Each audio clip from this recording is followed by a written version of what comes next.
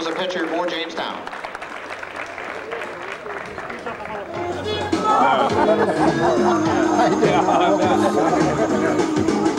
My wife.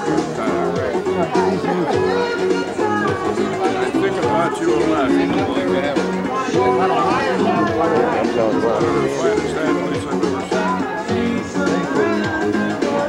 First base, Doc Ellickson. Second base, Whitey Fedorov. Third base, Scooter Krishoriak. Third base, Orv Cott. Left field, Ken Humphrey. Center field, George Lurchin. Right field, Ted Bartz. And as catchers, we had Ron Snyder, John Pollock, and you know, I can't think of... Your left-hander, yeah. No, the catcher. Yeah, the other lady, he hit it left-handed. Yeah. Yeah, it escapes You know, me. I can't think of his name. We're even, Tom. Pitchers? Pitchers, let's see, we had left-hander Dimitriadis, left-hander Bill Waggle, right-handers, well, we had Hal Pelot, myself, Earl Evans.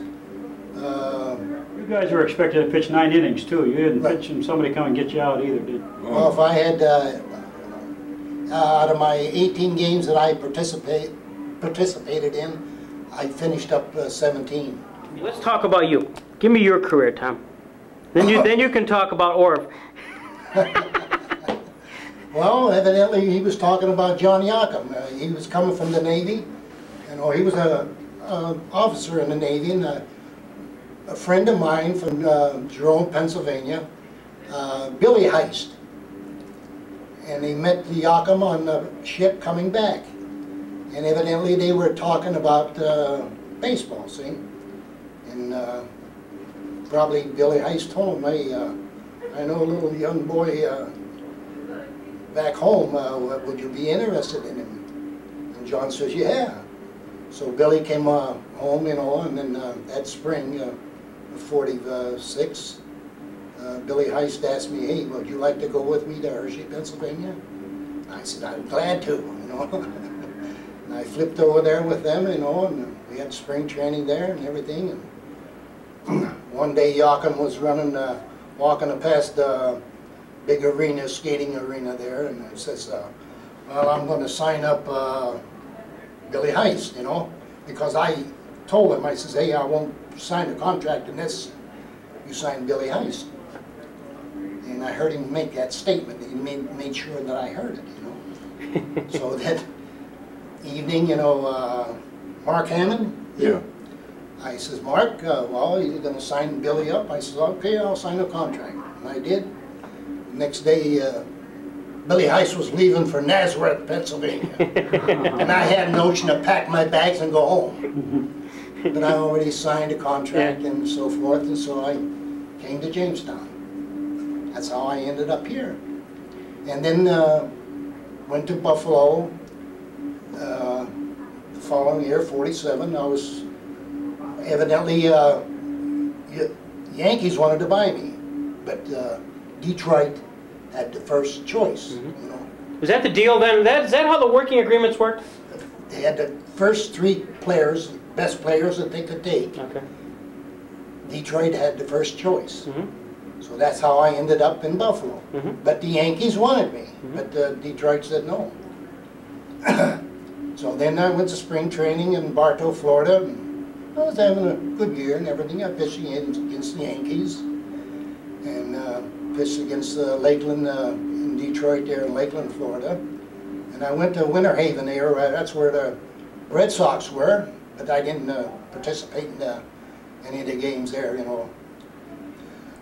So spring training was over. I think it was April 16th. We stopped off, and were you there in 47 with Jamestown? No, I wasn't. All right, we stopped off there for an exhibition game, and then we went on to New York. You know, we're going to open up Jersey City the 16th, and then evidently I think I was going to be the opening day pitcher because he just had me warming up a little bit there in Hershey, Pennsylvania. And then I got hotels rooming with Les Mueller, ex-Detroit pitcher. About 4 o'clock in the morning, and up chucking blood, you know. So I woke him up. I said, "There's something wrong, you know." So he called down the desk and he sent a doctor up right away and took blood count. And Zoom, I was in the hospital and appendix, you know. And I get out of the hospital April of 26, go to Buffalo, you know, and sit in the bench here. It was May the 1st, opening day. It was 30 degrees. Well, hey, I'm just out of the hospital. So I went and changed my clothes, put my top coat on and everything, you know.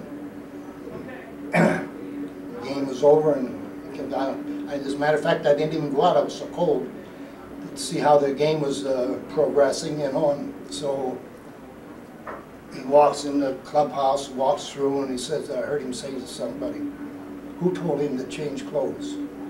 And I resented that, and I didn't care for him ever since. And he's the man that ruined me. Yep. He started me in too soon, you know, where I should have gone home, you know, waited for about at least 6 weeks or better, you know. Sure. Here I'm out running. And the only guy that said anything to me was Teddy Gray. He says, Tommy, you have no business being out here. Yeah. And I was a young boy, you know, sure. I sort of ignored it, you know. And Paul Richards should have known better. Sure. Even Roger Peckinball, the general manager, should know better. He was in the major leagues. Sure. He played, I think, with the shortstop with the Pittsburgh Pirates, didn't he? One of them. Peckinball. And they should know better. I know an outfielder had appendix operation, and he laid around for 6 weeks, didn't do anything. But see, that was the difference, sure. Being in the major leagues and in the minor leagues.